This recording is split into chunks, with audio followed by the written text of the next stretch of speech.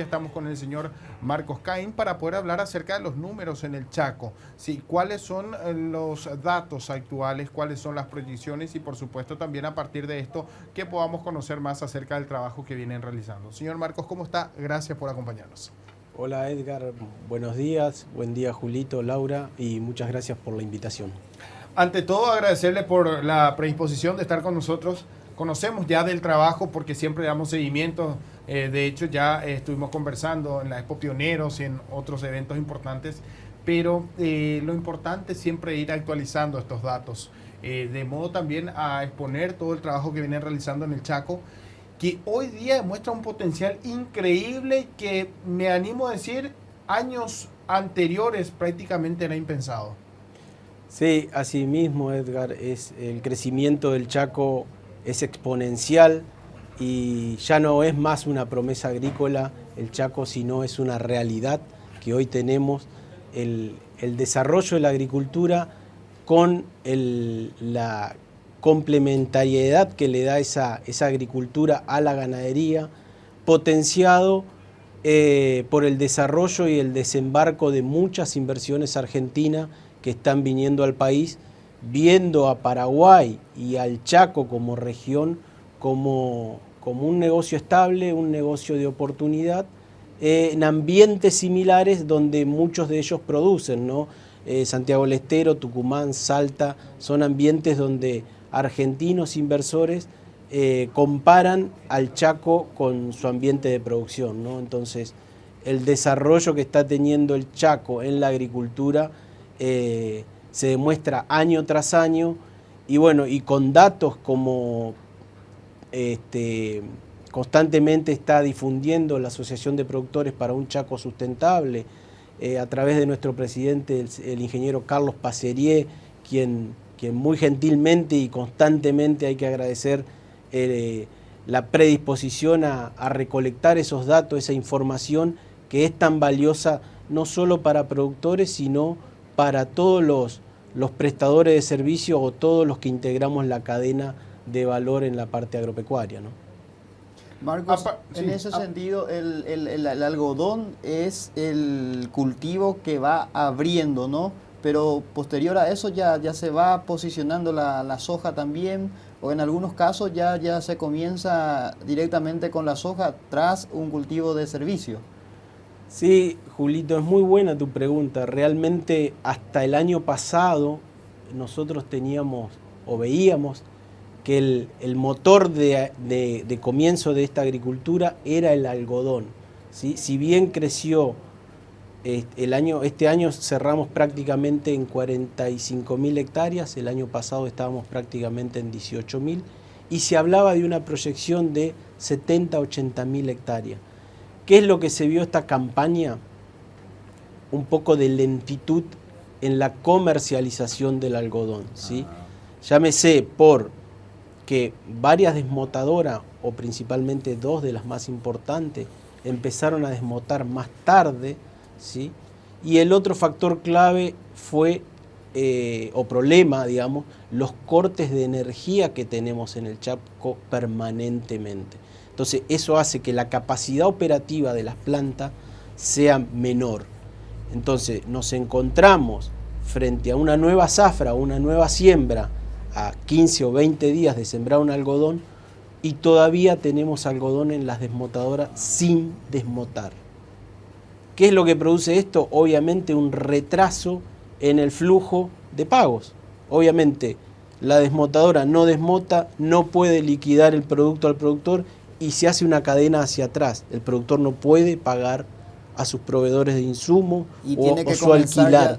Dentro de 15 días. Y ya tiene que comenzar la siembra nueva. Entonces creo que si bien el área está creciendo, sí es cierto, se está desarrollando cada vez más, el área en el departamento de Boquerón es donde más desarrollo hemos tenido, ¿sí? Y en general pasamos de 395 productores agrícolas el año pasado a 495, ese es un crecimiento de casi 100 productores a más, ¿sí? Y donde mayor crecimiento hemos tenido en el departamento de Boquerón, donde está se encuentra en mayor área agrícola y el área de soja en el departamento de Boquerón. Pero el tema de la velocidad en la comercialización del algodón pasa a ser un cuello de botella financiero. Entonces, ese área de crecimiento que nosotros veíamos que iba a ir al algodón, se abrió, ¿sí? El crecimiento en área existe y está. Ahora, ese crecimiento se está volcando más hacia la soja. Okay. ¿Por qué?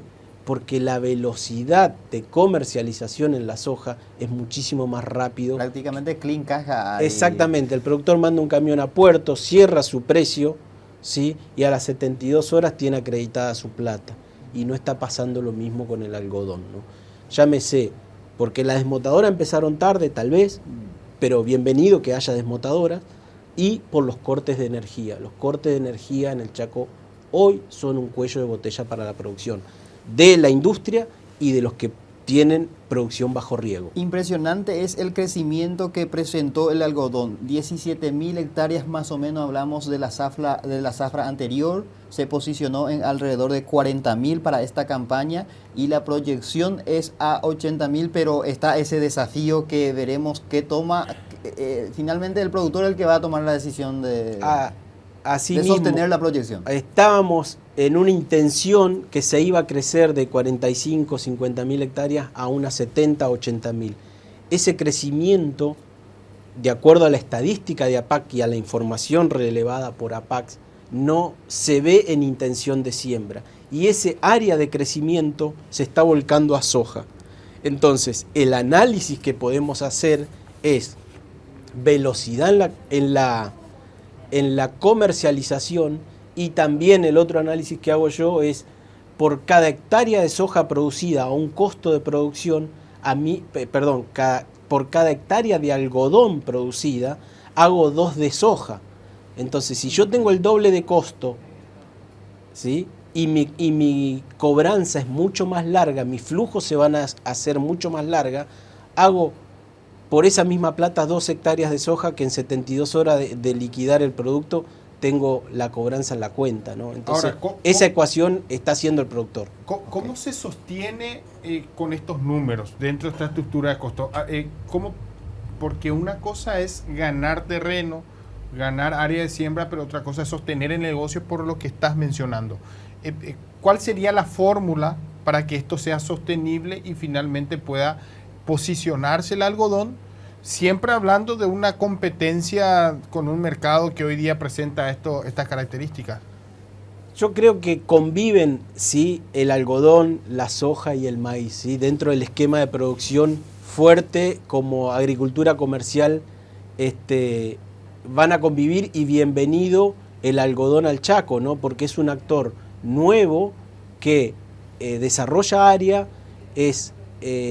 diversifica riesgo, ¿no? Porque el algodón años anteriores fue el que pagó las cuentas, ¿no? Totalmente. Es muchísimo más resistente o tolerante a un estrés térmico, a un estrés hídrico.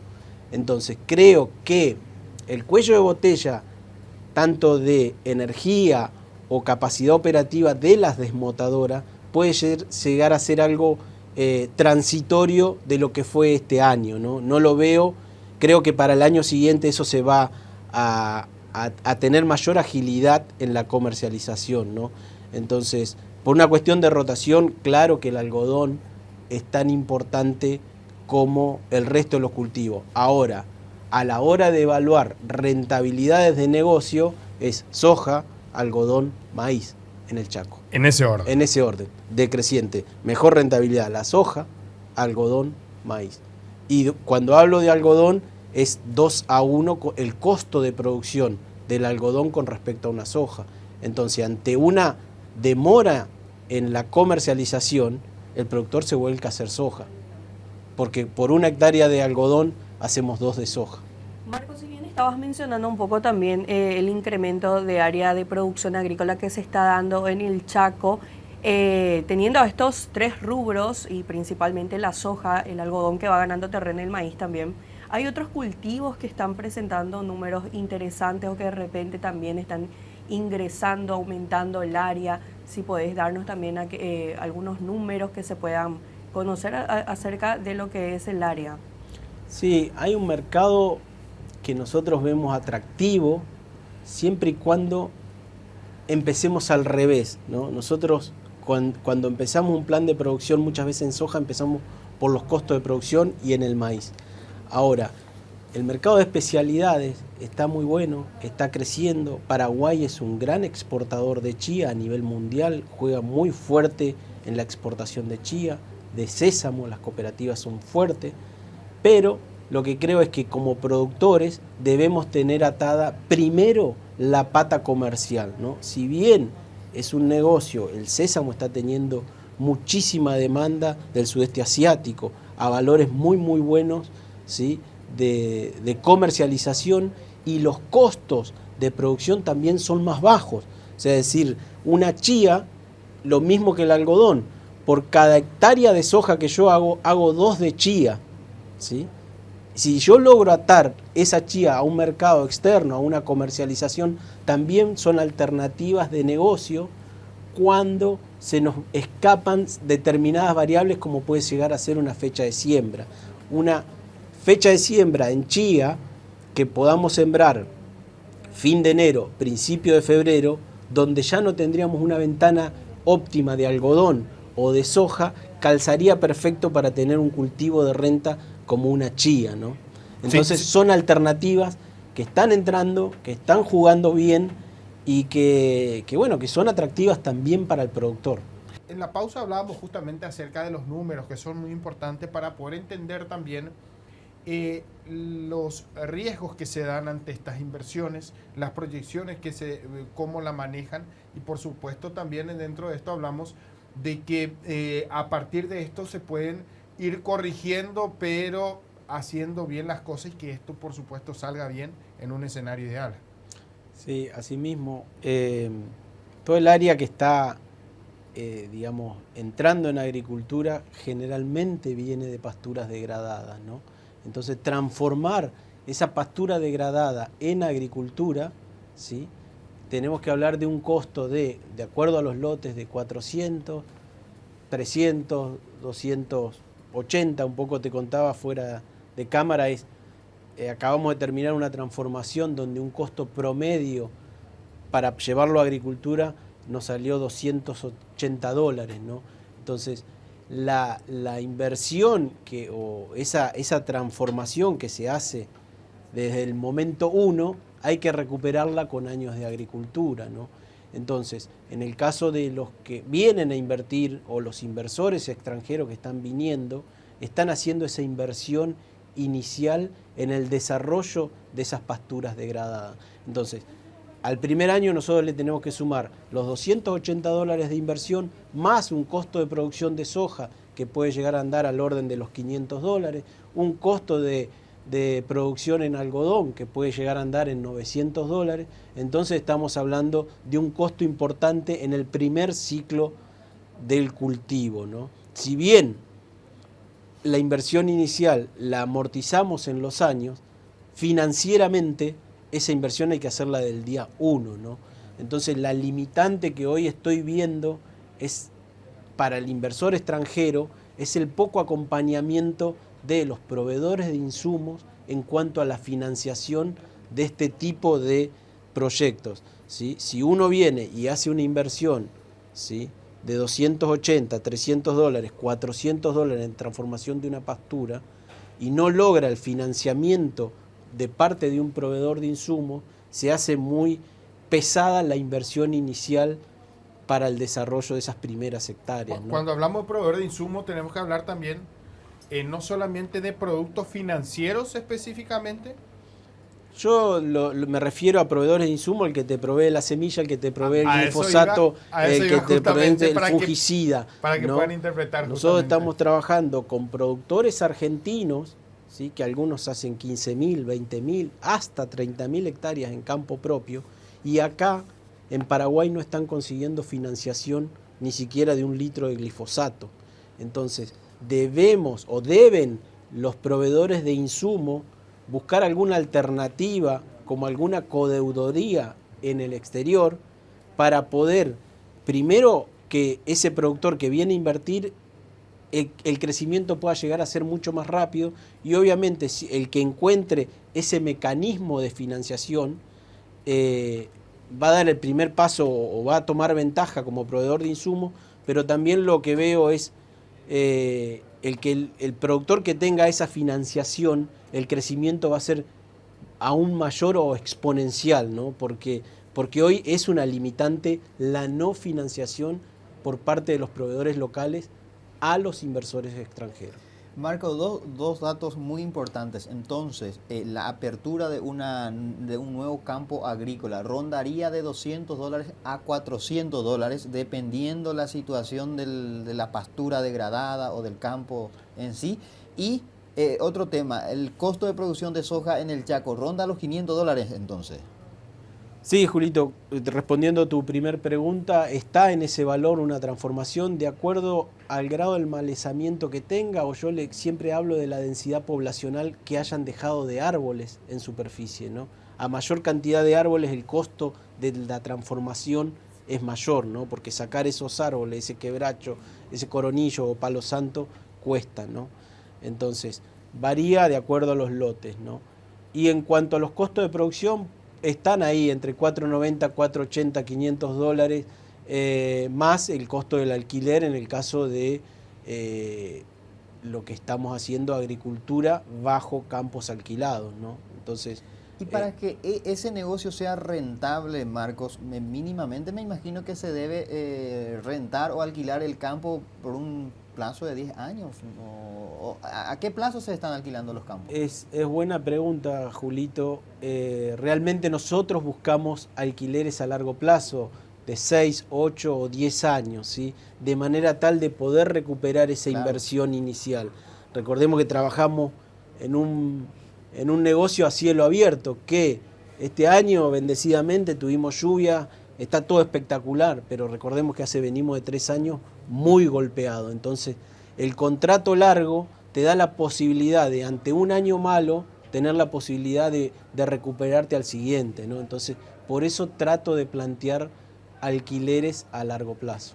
Marcos, mirando un poco los datos de APAC, la soja tiene una intención de alcanzar 139.000 hectáreas, que sería un salto de 97% más o menos, porque en la zafra anterior era 70.000. Sin embargo, el maíz descrece, de 57, la intención es de 57.000 este año, y el año pasado, o la zafra que ya pasó, 64.000, menos 10% más o menos.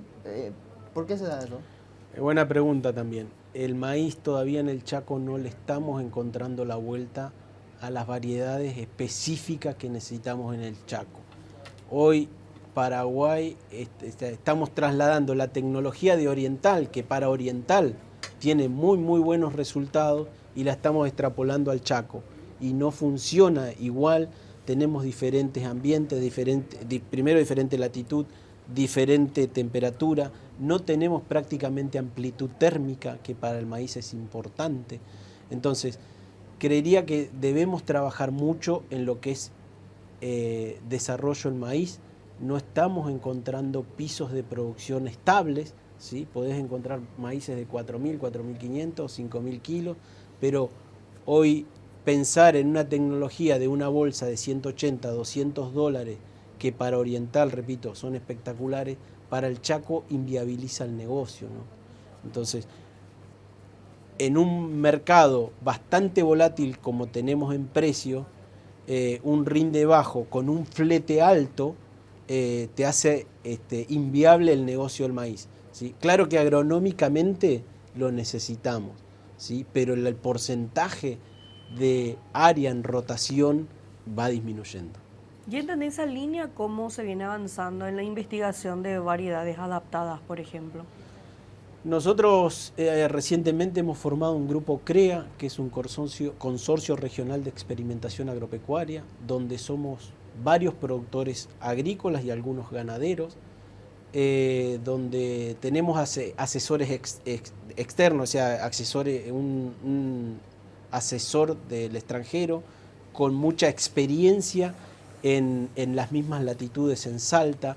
Entonces estamos trabajando en líneas de producción en ambientes similares, donde tocan picos de producción de 9 o 10.000 kilos, ¿sí? Entonces, ver qué debemos corregir, qué híbridos están trabajando ellos, cómo los manejan, ¿sí?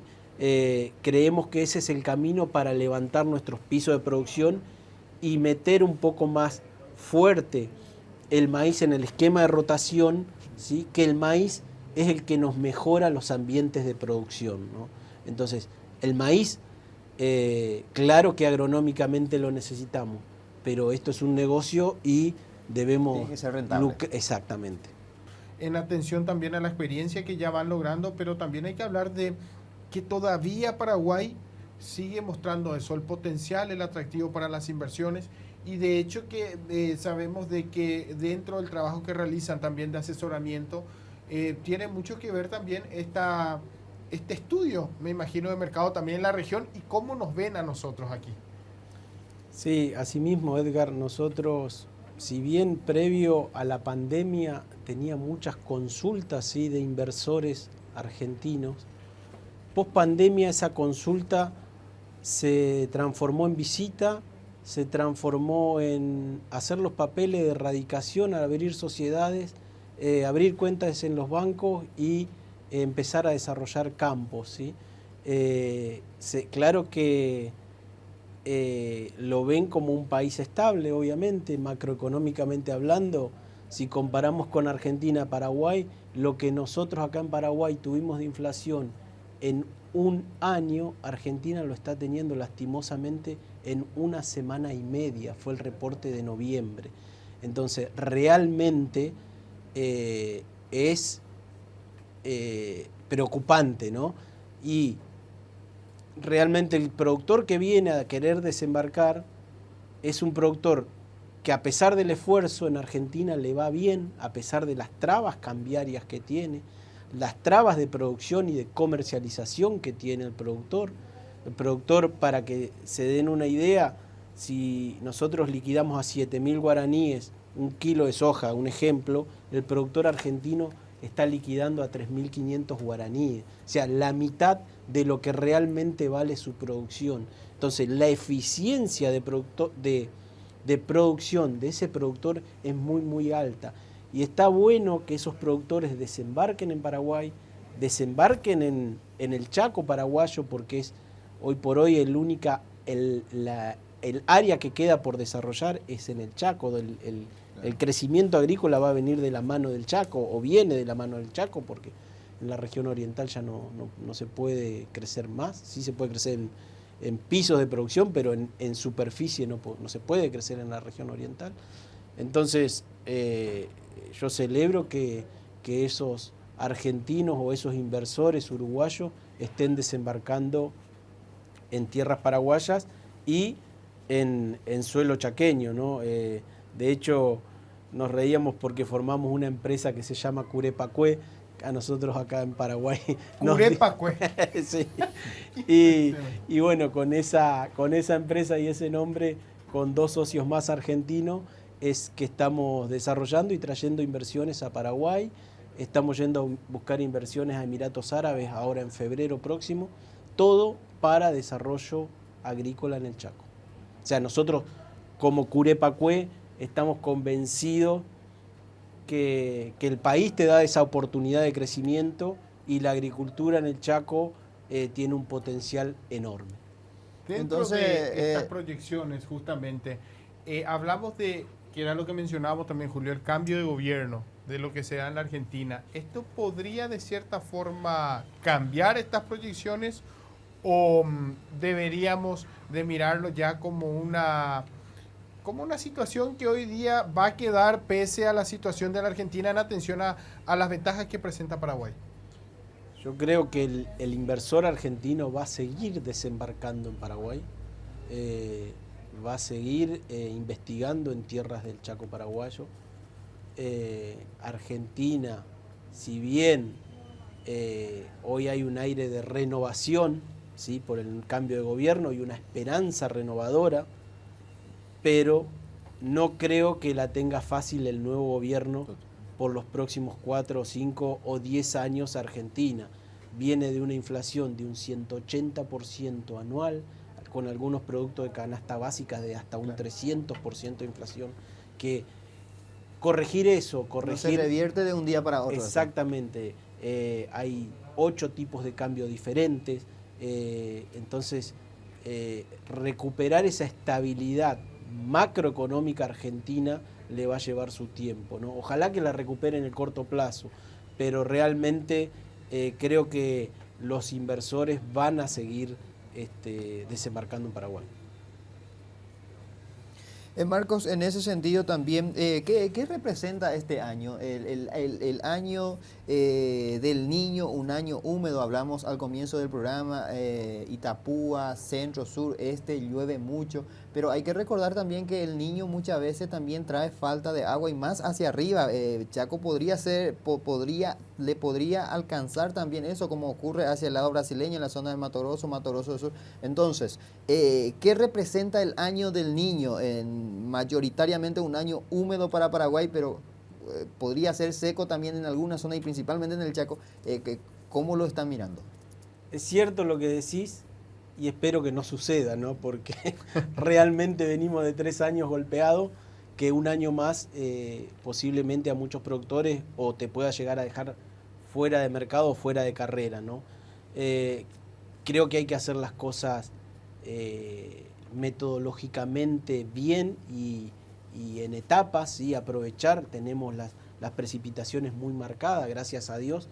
En el Chaco estos últimos días llovió y llovió bien en toda el área chaqueña, llovió hasta Infante Rivarola, Mariscal, Pico, la zona de Agua Dulce, fue generalizada la precipitación y eso está muy bueno porque no se veían precipitaciones generalizadas, teníamos a 20 milímetros acá, 10 acá, 80 a 20 kilómetros, muy dispersa.